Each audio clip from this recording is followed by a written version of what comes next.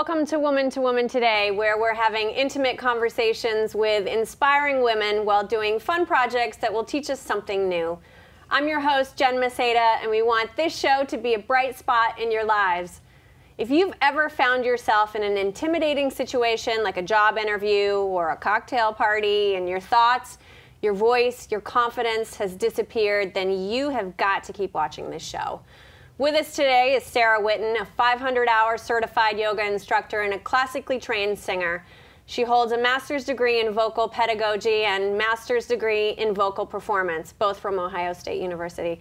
Sara travels around the world and around the country presenting at workshops, conferences, schools, and works one-on-one with professionals and others, helping them find their one voice. Welcome, Sara. Thank you for joining us on Woman2Woman today. Absolutely. Thank you. So tell us about the voice. How do you define voice?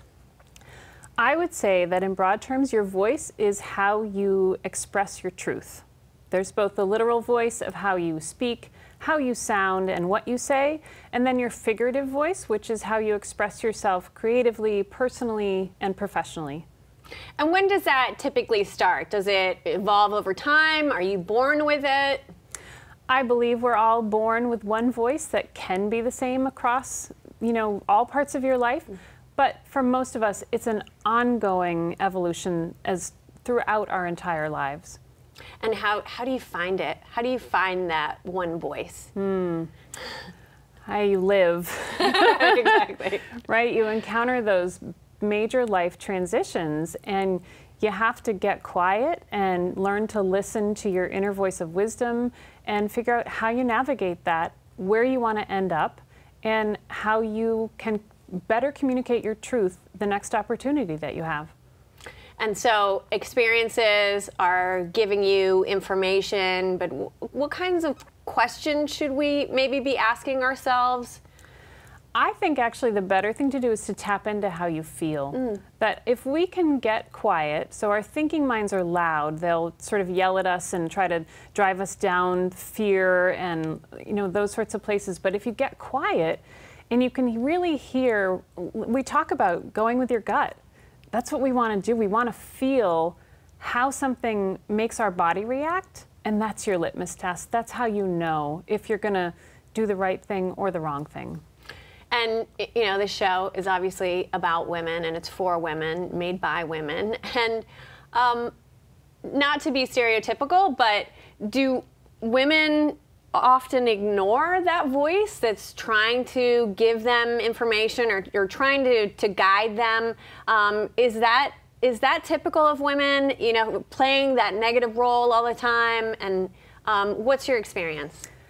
I do think that we are very conditioned to not speak our truth. We don't have a great history in our world, in our country, of wanting to hear what women have to say. I think that popular images in the media and just the messages that we receive that, we should be seen and not heard, essentially. So I think there's sort of more for women to overcome, particularly when you try to factor in being professional and being a mom, and there's just a lot to weave together, and I think that there's really valuable work for women to do in defining their voice. So tell us about the concept that you have created through time and through your own experiences, that now you're sharing workshops and you're doing these one-on-one counseling and assisting. How did that come about for you? It really began for me, I think, in graduate school, where I discovered yoga. And I went to a class, and I came home in the middle of the morning, and I was exhausted, I thought. And I sat on my couch, and I remember thinking, how am I going to go to my voice lesson? I can't sing now. And I went, and it was effortless. It was the easiest thing I had done. And my teacher was like, what did you do before this? Come back and do more of that, please. And what I realized after was that I experienced relaxation in a way that I never had. And I was really connected into my body and my breath, and my mind was quiet. So that was really the genesis for me, and it just sort of grew from there. After I had spent time performing and traveling, I settled into teaching. And what I found there was that the people that came to my studio had the same issues that I had of, their breathing was a little off and their mind was really busy and they had some tension in their neck and shoulders. And I started bringing more yoga in to sort of complement the voice science that I knew.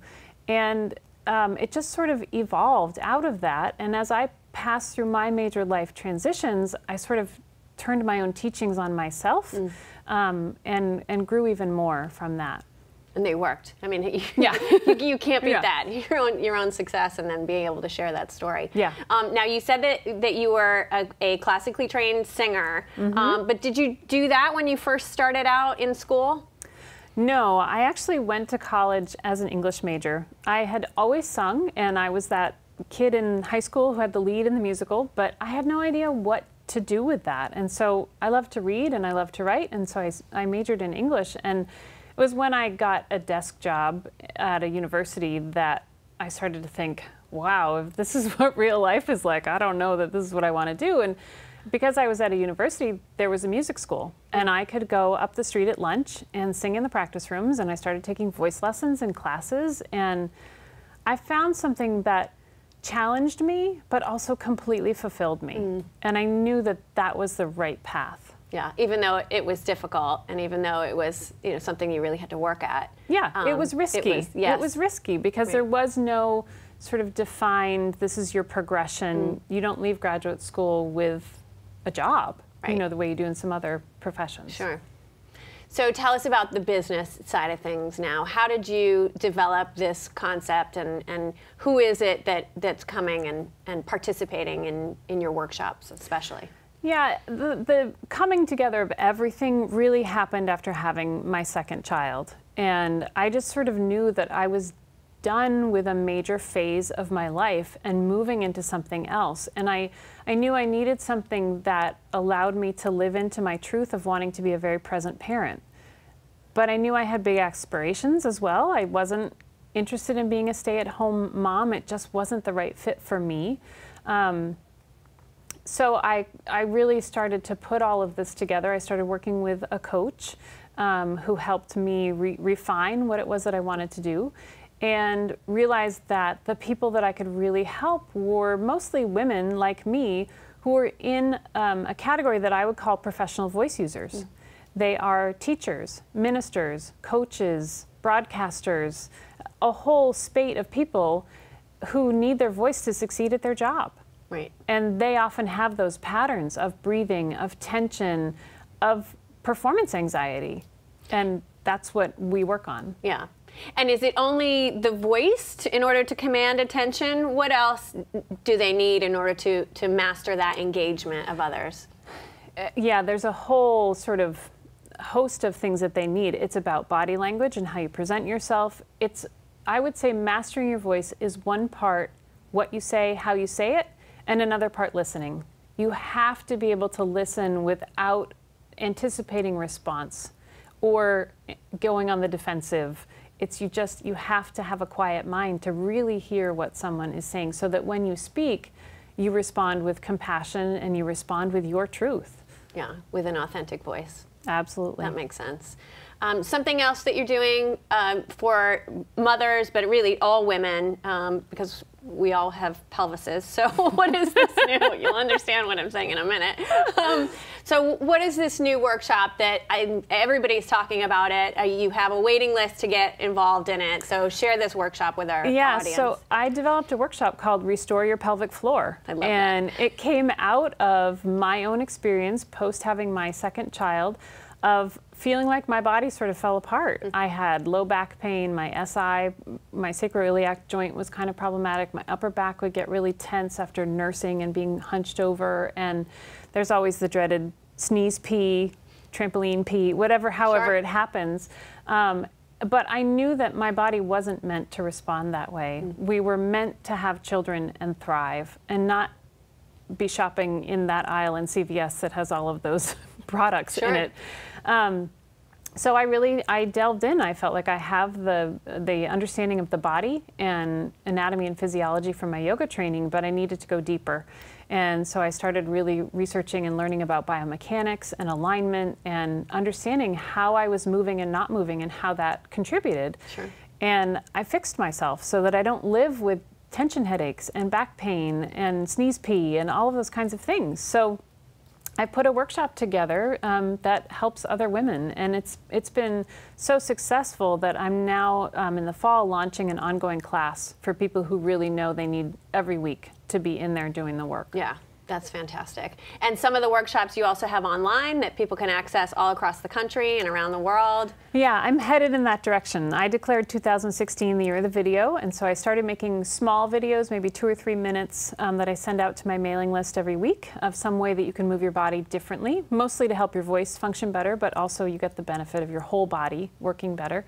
And I'm in the process of developing an online series of classes that people will be able to just take. That's great. And you mentioned this earlier, that you had been doing yoga for some time with when you were pregnant with your son, who's your second child.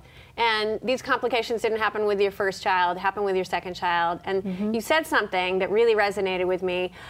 You said, I felt as though this shouldn't have happened to me because you had put so much effort and so much, you had so much experience and knowledge, and so you knew that. I think that would really resonate with people because there's a fitness craze all the time. There are different theories, there are different great exercises to do, and different themes and fads, and really you can't give up because of trying. What was it before maybe that had helped this to happen, that you can't ignore your past life, essentially, is what you said to me? Right, right.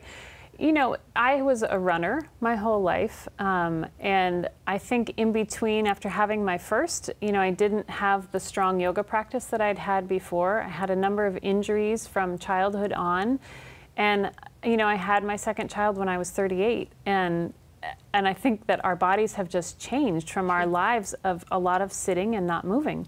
Yeah.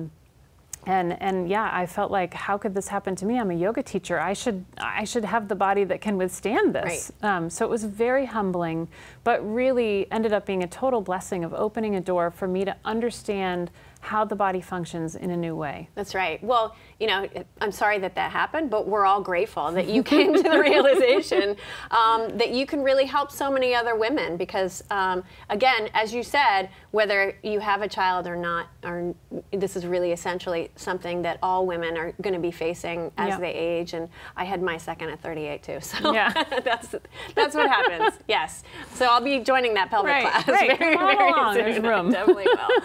Well, you're going to be in the second segment. You're going to share a bit of how we can strengthen and find our own voice and strengthen our breathing powers and breathing patterns, and so we appreciate that. You're going to stay with us. So we're going to take a short break, and when we come back, Sara is going to give us some instruction and techniques to find our own voice in any situation. So keep watching.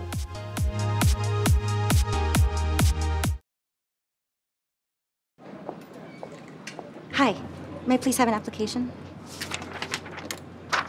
Thank you.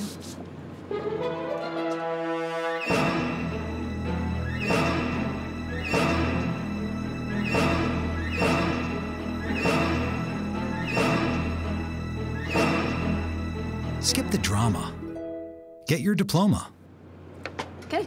Take that first step towards a better future. Find free adult education classes at finishyourdiploma.org. I'm Jenny Garth, and as a mother of 3, I know kids worry about a lot of things. Getting enough food to eat shouldn't be one of them. But here in America, that is a real worry for 1 in 5 children. This is unacceptable, and something Feeding America is working to solve. Through a nationwide network of food banks, Feeding America serves virtually every community in the United States, including yours. See how you can help your community. Visit feedingamerica.org. Together, we can solve hunger. Together, we're Feeding America. Welcome back to Woman2Woman Today, where we inspire women to reach their goals and learn something new each show. I'm your host, Jen Maseda. We're here with Sara Whitten, expert yoga instructor and classically trained vocal master. Sara, share with us. What's your plan for teaching us about finding our one voice today? So the first thing we're going to do is a meditation that I use to begin every session that I work with clients. And it walks you from the outer layers of your energy all the way in to connect you to that really deep sense of yourself that lives in your core. Perfect. And share with us again who your clients are and what was the terminology that you used for people that use their voice. Sure. So I refer to them as professional voice users. They're teachers, ministers, coaches, business people, podcasters, anyone who needs their voice to succeed at their job. And engage others. Okay, perfect. Yeah. All right. I'm ready. Okay. Be gentle. Okay. So begin by closing your eyes. Okay. And just take a moment to settle in and feel your body in the chair. Okay, so can we remind people really quickly? This is always uncomfortable for me to just relax my mind. So that's why I need to use it even more. But I just wanted to remind viewers that they can watch this segment in its totality and step by step follow along, listen along. We're going to do the pauses so that this is really something that all of us can take with us and do it daily, do it weekly. So now, I promise, I'm ready. Absolutely. Okay. So eyes are closed. Just take a moment to settle in. And then bring your attention to any exposed skin, your face, your arms, your hands, or your legs.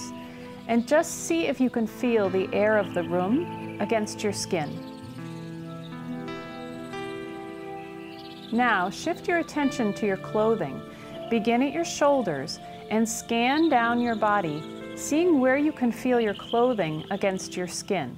If you find a place where you can really sense the way that your dress touches your body, linger there and just notice how it feels.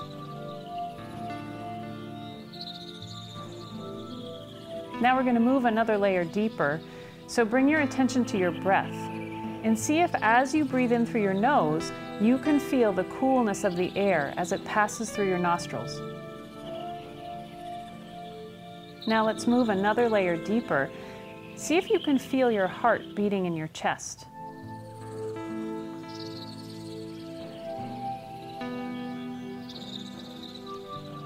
From the center of your heart, allow your awareness to expand outward, sensing the energy of your entire being in this room.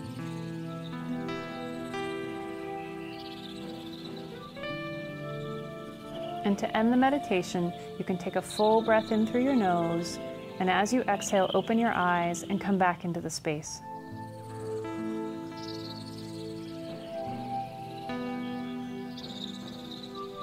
So how was that? That was beautiful. Yeah, that was really amazing. I don't think we give ourselves enough time to feel and silence. Absolutely. There's not a lot of quiet in our lives. No. We're hooked up into devices. We've got children asking us for things. We have jobs that require things. We have households. Just taking 4 or 5 minutes to silence yourself and feel is so powerful. Oh, I agree. And the way that you started from your exterior being inside, but then reminding us that the power and the sense of structure that surrounds us, we also are integrated with and also have, you know, that feeling of absolutely. Of space. Your energy is met by the energy of all the other people that you encounter, whether it's one-on-one or in a speaking situation, on stage, or presenting, or at a job interview, any of those places. You know, this is a great thing to do. Got a job interview? Take 4 minutes and collect yourself this way so that you're really presenting your best self. Yeah. So I'm going to repeat this segment over and over just to practice it and to hear your voice, because your voice was incredibly soothing and very, I mean, you're a professional, so, you know, but the way that you were able to remind me in the beginning, when you said, you know, think about your skin and you're exposed and the air going over, and then you waited. I literally was like, when is this going to stop? I know. And I should have told you at first, I don't need any external response from you. This is all about you feeling. No, I figured but it that, takes time to get there. And I think that will take practice. That, like, am I done being quiet? Yeah. Am I ready to move on to the next stage? It does for everyone. That takes practice. But what can somebody do? Because I'll watch this segment, but if I don't have a device, does somebody say that to themselves? Feel your skin, feel the clothing, feel your heart, feel your core, heart beat. Yeah, that's what you do. Yeah, once you've practiced it a few times, you can be washing dishes and pause. Just pause and feel. Feel your body in space. Feel your breath. Notice how you feel in that moment. It's incredibly powerful because we just don't ever do it. Yeah, no, I agree. My husband, Luis, had read something some time back, and it was a reminder in the shower. It sounds strange, but to feel the water on your skin, again, brings you back to a quieting, and it's the start of your day, or maybe it's the end of your day, depending on when you take a shower, or maybe both. If you're from Miami, you use a shower twice a day if you're Latin. Right. But, you know, that quietness and that peace, when we practice this, what comes to you? What are people listening for? Are they not, there's no purpose? I think the purpose is learning to be present. It's not often that we are here in the space that we're in and not thinking about what we have to do, what we did yesterday, judging yourself for having those thoughts, worrying about something. So it's just about learning to quiet your mind and be present. Because when you're present, then you can speak your truth. Then you can listen to what's coming at you and not react. Yeah. Have you always spoken the way that you speak? Maybe that's a personal question, but have you noticed that? I probably have a little bit of teacher voice when I'm working, but yeah, I think because I had vocal training from so early on in my life that I've always had the same basic timbre to my sound. But even in meeting you, I feel as though you have a sense of listening, and you are waiting to say the words that are purposeful and authentic. Yeah. And I think that's a gift. And hopefully, you know, all of us can learn to do that through practice. You absolutely can. Everybody has the potential. So you mentioned that your children also participate in this. So tell us some things maybe we could do with our kids. Yeah, there's a great meditation you can do called a rainbow meditation. When you have your child just lie on their bed and they choose their favorite color, and you run your hands sort of down one side of their body, imagining that you're painting outside their body with that color. Let's say you choose red. So you're painting red all down one side, you go under their feet, and you sort of are running your hands really lightly along their body, and then you can come down the front and you sort of have them imagine going up the back. And once they get to the top of the head, you have them take the color inside of their head. And then it's like they've got a crayon, and they color their entire body in with the color red all the way down to their toes.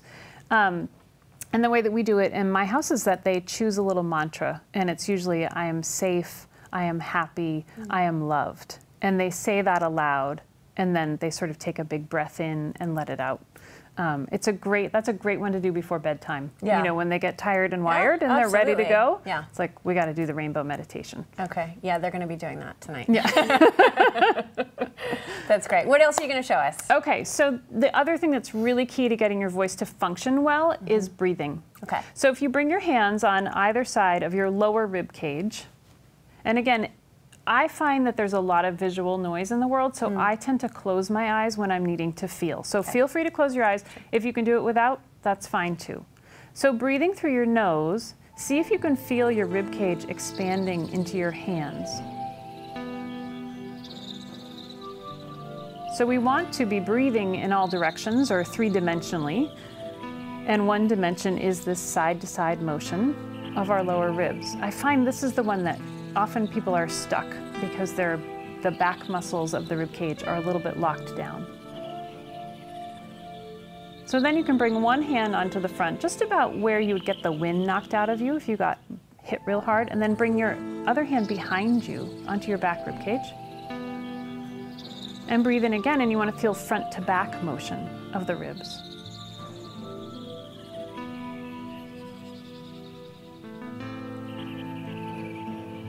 And then take the hand that's behind you and bring it up onto right where your sternum is, sort of in the upper part of the chest. And as you breathe in, see if you can feel how the ribs also move up and down. So very often when we are living in a constant state of stress, our breath responds to that stress, and we tend to breathe in a really high, shallow, fight or flight type of breath. And when you're doing that, you're activating the bundle of nerves between your shoulder blades that just keeps the cycle of stress going. So now let your hands come down. You can open your eyes.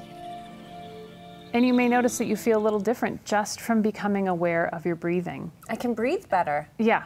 And you can train that into your body too. We don't need to have a super active breath. Our body will breathe for us. It's an autonomic function to keep us alive. But when you consciously breathe, you gain that ability to be present, to make choices, and to do things in a really conscious, present way. Right. That makes really good sense. So when I give presentations, I'm typically talking about something very emotional. People that are hungry, domestic vielse, and I cry pretty much every time I give a speech because it's good in that I'm feeling it, and I feel it passionately and sincerely. It's not great when you're trying to express a message that people will remember as opposed to a blubbering woman on the stage. I want to look professional. I want to look as I am in command of my emotions. And one of the things that I need to practice more, and that has helped me recently, is that command of breath and reminder to be present and continue to breathe, because you get all this shallow breathing, and you're nervous and you're tense. And I always say, totally fine to breathe that way if you're running out of a burning building. Or a lion's chasing you, or a snarling dog. That's completely appropriate. Yes, that makes sense. But otherwise, you just don't really need it. No. It just perpetuates the cycle of stress. Sure. And our breath is the one thing that we can really control and train. Sure. So you have the ability to change your stress response. When you feel yourself starting to go down that path, it's like, 8 cycles of breath changes the wiring in your brain, and you have a different experience. So 8 cycles, you mean going from the side breathing to the front and back to the high level? Up and down. Yep. That's great. Yep. Okay.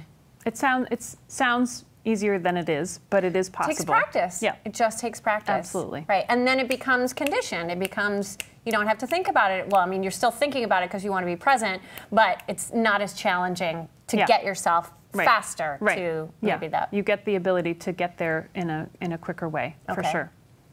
That's fantastic. Anything else? That's it. Okay. Well, this is really unbelievable. I mean, honestly, you have changed all of our lives just by these simple techniques that who would have known to do this? Yeah. Okay. You don't until you learn it. Exactly. And then you do. That's why we need to come and see you. Right. So how can people get in touch with you? They can find me on my website. Okay. What is that? www.sarawitten.com. Okay. And they can contact me there. Okay.